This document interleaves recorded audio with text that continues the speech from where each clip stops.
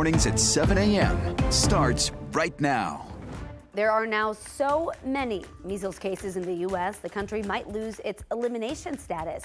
How Colorado is applying lessons learned from the pandemic to keep measles in check here. This morning, we're learning what's included in that proposed deal to end the Safeway workers' strike, and a tragic new development in the deadly Texas flooding. Rescuers are describing a new, unusual challenge with the emergency response.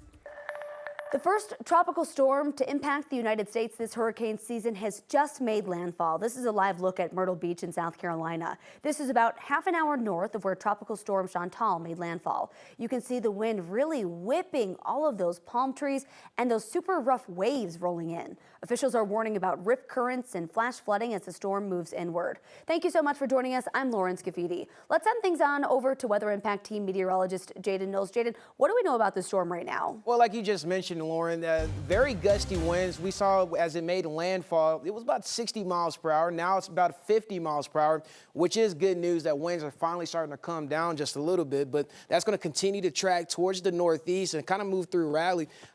So far, there's a lot of rip currents with that as well, like we just talked about. But if you are out there, you have family members out there, make sure that they're doing okay. Make sure that they stay safe, stay away from the beach. But overall, here back at home, temperatures are fairly nice, especially as you're heading out the door. It's going to be a very nice and great morning, especially if you're heading out to church this morning. The low to mid 60s, the upper 60s, 68 degrees right here at 9 News, especially in our backyard here. Current temperatures across the entire state, the low to mid 60s for the eastern plains. A little bit cooler in the high country, 40s and 50s, but the entire state today will be another warm day like we saw yesterday. Live radar, not much going on. We did see a couple of showers and thunderstorms near Lamar early on this morning, but the entire state is nice and dry. But what are we expecting the next couple of days temperature-wise? Well, survey says that it's going to be very hot because we are tracking another high-pressure system moving in across the entire state that could give us some triple digits. But as far as today, we are tracking some more showers and thunderstorms with the potential of becoming severe. I have the details and the timing in my full forecast. Lauren? Jaden, thank you so much. We have a tragic update to the Texas flooding this morning. We've learned that at least 51 people are now confirmed dead. 27 campers are still missing after flash flooding swept across Texas. This drone video right here gives us a look at the aftermath in Kerrville, which saw some of the worst damage of this storm. This gives a bit more perspective on just how high the river got. You can see some streets just at the end of the water's edge there with some homes swept away. The Texas governor and Secretary of Homeland Security visited Camp Mystic, the Christian camp where many children are still missing. First responders are using helicopters, boats, and drones to look for survivors. The governor says they will work around the clock to recover missing people. This was not the only camp that flooded. This morning, we're hearing from 2 brothers who survived a disaster at Camp Lahana. All of the campers in those cabins had to go up on the rafters, and they had to wait there until they could swim out. And my brother here, he had to swim out of his cabin. The flood started getting bigger, and it was going up to, we had bunk beds in our cabins, and it was going up to the top bunk, and we had one choice, and we had to swim out of our cabins. So young. President Trump offered sympathy for the flood victims and confirmed his administration is working with local officials to provide help for the state. First Lady Melania Trump and Vice President J.D. Vance also offered condolences on social media. Some volunteers are pitching in to help, including the Cajun Navy. But the organization says this storm has posed unique challenges to help with the rescue efforts. You know, we're used to swiftwater rescue, but we're used to doing it in, kind of slick floodwaters. This is more like rapids. Like we really could use like people who are very experienced at whitewater rafting, I guess you could say, to help. So we kind of transitioned. We initially had sent an airboat team out, but we transitioned to some of our partners to send up helicopters because that seemed to be the most effective way to get immediate extractions done. The flood recovery is a developing story. We will, of course, continue following it and bring you any and all updates both on air and online at 9news.com. Measles cases have surged to a record high since the disease was declared eliminated 25 years ago. New data finds that there have been more than 1,200 confirmed cases this year. The majority of those have been in Texas. 3 people have died. All were unvaccinated. Officials say the nation could lose its measles elimination status if cases keep climbing through January of next year. So far, 16 measles cases have been reported here in Colorado. Health officials are turning to the same tools they actually used during COVID to track cases. Our Jennifer Meckles sat down with the state's epidemiologist to better understand how measles works. Good, you ready? Yes. Awesome.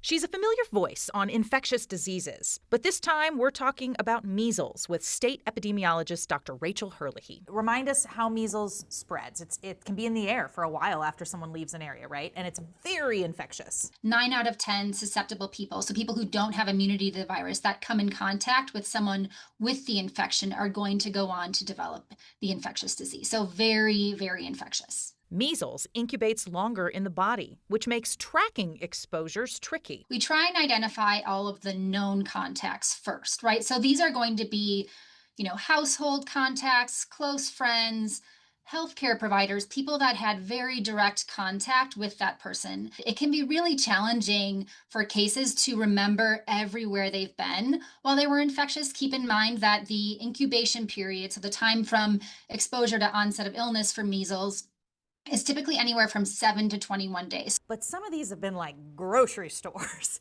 and there's no physical, there's a limitation there. You can't call every single person because you don't know who all shopped at a Trader Joe's on this one date. And we work with businesses and healthcare facilities to really try and find all of those people who may have been in the same place at the same time.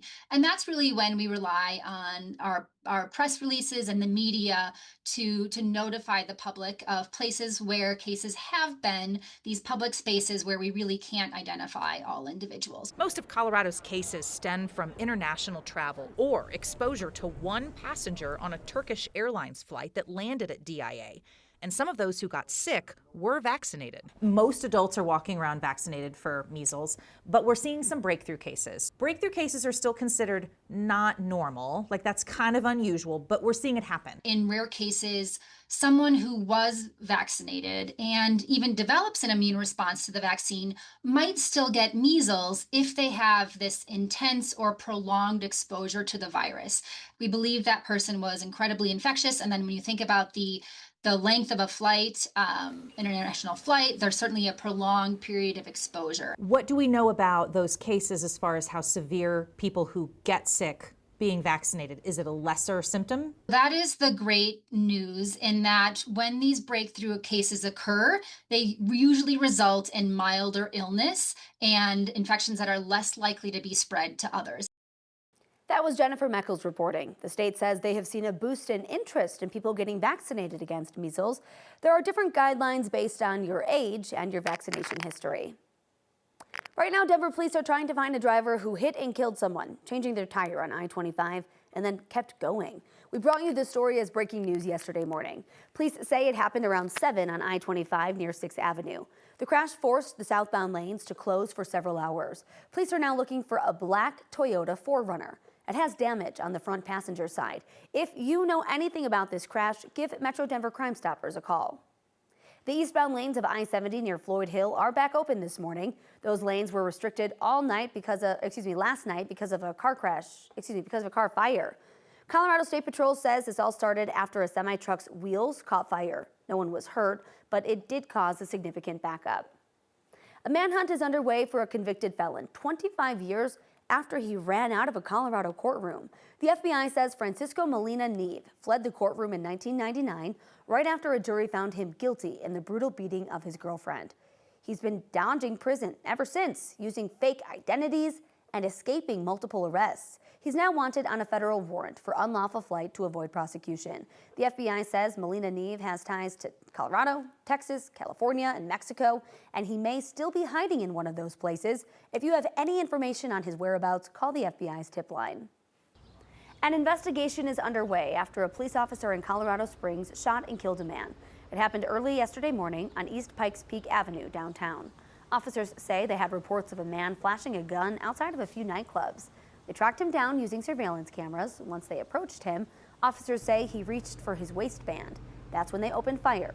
They hit him and he died at the scene. Police say they did find a gun at the scene. No bystanders or officers were hurt. The El Paso County Sheriff's Office is now handling that investigation. It is